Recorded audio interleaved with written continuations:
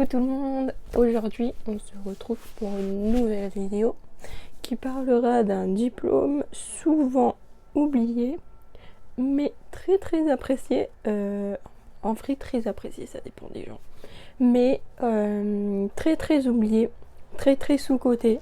Ce diplôme dont je vais parler, ça s'appelle le BAFA.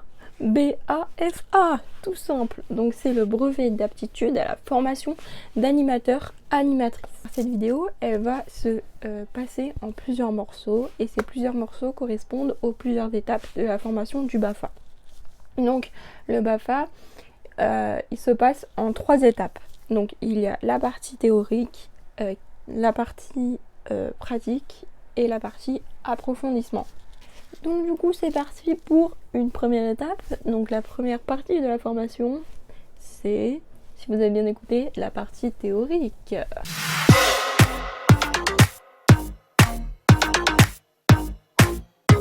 Pour un peu plus imaginer mes propos et vous raconter ma propre expérience, j'ai une petite pochette animation où il y a absolument tout ce que j'ai fait en animation depuis 2017.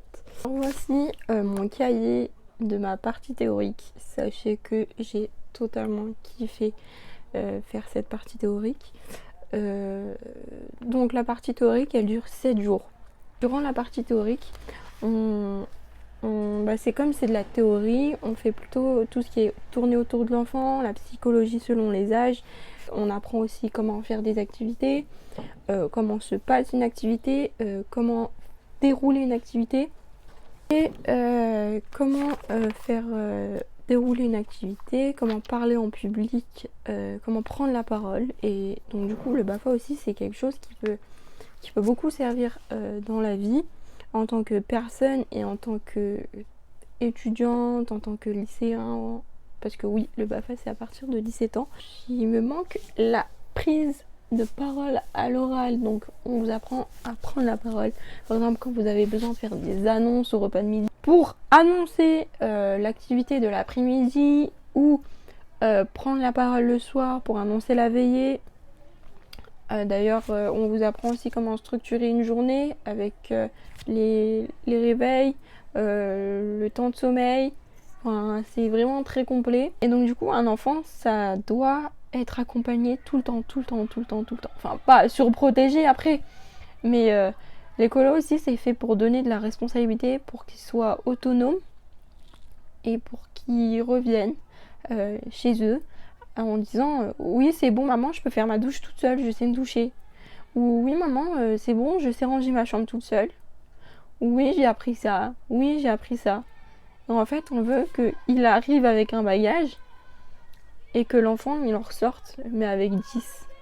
Parce que c'est ça aussi l'animation. C'est mardi pour la partie pratique.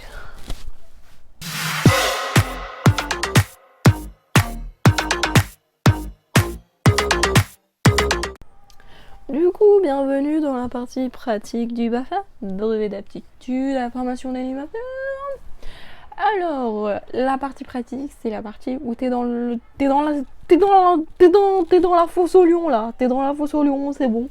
T'es dans la mer, tu peux plus y ressortir. Non, au début tu dis ça, mais tu ressors, t'es là en mode je veux y retourner. En général, c'est le directeur qui fait le programme. Donc il a un programme, par exemple les journées à thème, c'est lui qui les organise et après c'est à toi de débrouiller en faisant des activités sur ce thème. Et donc tu es en équipe, forcément, tu vas pas faire ça tout seul. Et en fait vous partagez le travail. Donc ça c'est pré-centre. Il y a toujours un travail pré-centre que tu fais.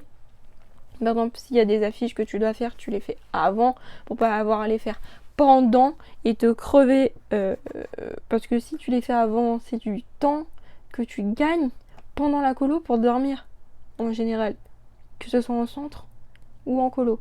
Après il faut savoir que quand tu passes ton BAFA, t'es stagiaire, t'es évalué, donc t'es évalué sur toute ta formation et après à la fin t'as une petite fiche que ton directeur, en général c'est le directeur ou le directeur adjoint qui le remplit en disant en disant ouais, est-ce qu'elle a fait ça, c'est bien, mais ça, c'est à revoir. Et du coup, ça sera envoyé à l'organisme de formation pour ton dossier. Donc voilà un peu la partie pratique, c'est tout ce qui va être tout tu mets en application que tu as fait en Théo, sauf que ça dure, ça dépend, mais ça dure 1, 2, 3 semaines en colo ou en centre.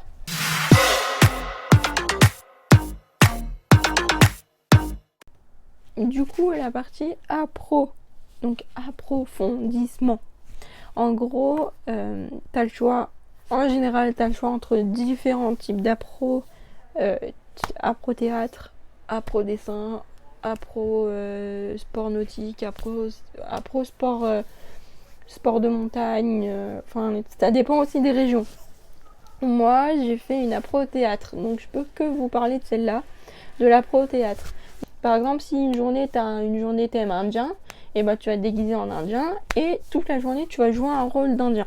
Et en fait, l'approfondissement, ça va être ça aussi, ça va te permettre l'appro théâtre. Je précise l'appro théâtre. Ça va te permettre de savoir jouer des rôles, voire de faire des impros.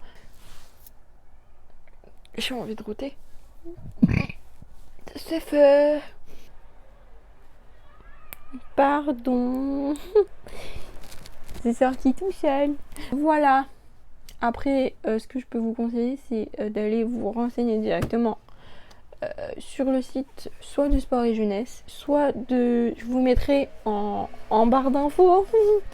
Je vous mettrai en barre d'infos les liens de sport et jeunesse et de l'organisme avec lequel j'ai passé mon BAFA. Donc avec le Covid, ça peut être légèrement un peu plus compliqué de passer son BAFA. Donc du coup là, encore un cahier, un autre, où j'écris tout ce que je fais. Mais vraiment, genre toutes les activités comme ça de colo en colo. Il y a des activités de colo d'il y a 2 ans que je reprends cette année. Parce que des fois, j'ai la flemme de faire des jeux. On est d'accord? On recycle. On est colo ou pas, nous? Non. En vrai, j'ai commencé février 2017. Donc j'ai passé ma partie Théo en février 2017. Il faut savoir qu'il y a des délais entre chaque période, donc je ne me rappelle plus et j'ai pas envie de vous dire de bêtises, mais je sais qu'en tout, le BAFA c'est sur 18 mois. Donc tu as 18 mois pour passer toutes les périodes, toutes les étapes de ton BAFA. Et du coup j'ai passé ma partie pratique avec le DEICH. J'ai beaucoup travaillé avec eux et jusqu'à l'été dernier j'étais avec eux en général. Et franchement j'ai passé de super bons moments. Après j'ai voulu voir de l'horizon. Et l'année dernière j'étais avec Shorashi, les racines de demain.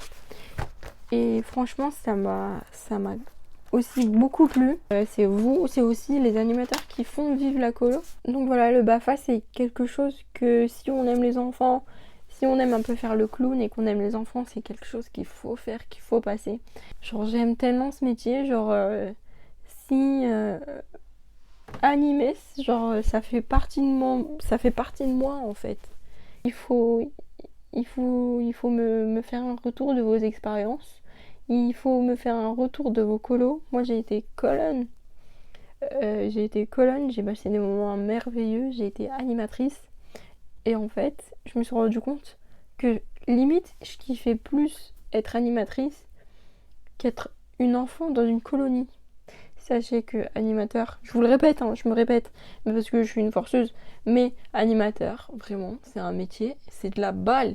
C'est de la balle et ça sert dans la vie de tous les jours. Comme je vous ai dit, prendre la parole, savoir travailler en équipe, savoir mener un projet pédagogique. Parce que oui, en colonie, il y a un projet pédagogique qui doit se tenir. Donc voilà, c'était tout pour moi. Si vous avez des remarques ou des conseils à me donner, toujours en commentaire.